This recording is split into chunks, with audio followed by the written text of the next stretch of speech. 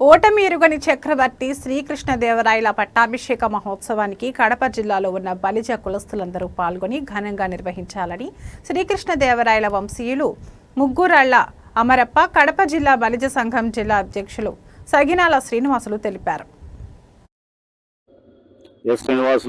కడప జిల్లా బలిజ సంక్షేమ సంఘం కడప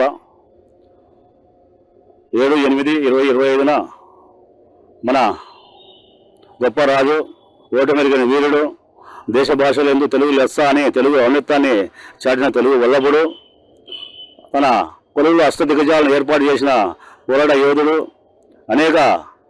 చెరువులు కుంటలు ఆనాటిలో కట్టించి వ్యవసాయాన్ని పెద్దపీట చేసిన గొప్ప పోరాట యోధుడు అయినటువంటి శ్రీకృష్ణదేవరాయల వారి 516వ పట్టాభిషేక మహోత్సవాన్ని పురస్కరించుకొని రేపు కడప నగరం మడిపడిన గల శ్రీకృష్ణదేవరాయ సర్కిల్ నందు గల శ్రీకృష్ణదేవరాయ విగ్రహం వద్ద ఈ యొక్క